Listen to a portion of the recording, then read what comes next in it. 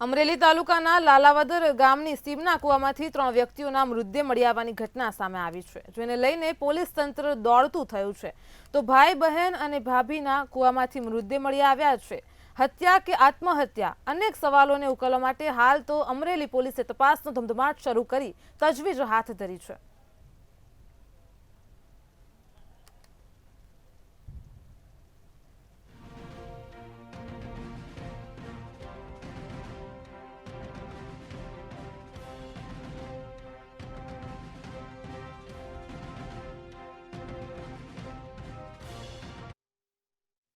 વાડી આવ્યા અને કૂવામાંથી જે વાસ આવી ત્યારે મને ખબર પડી કે આમાં કંઈક છે, એટલે મેં અંદર જોયું તો અંદર લાશ હતી અને મારા ચણાનો ભાગ્યું છે અને એનું નામ મુકેશ દેવસિયા છે.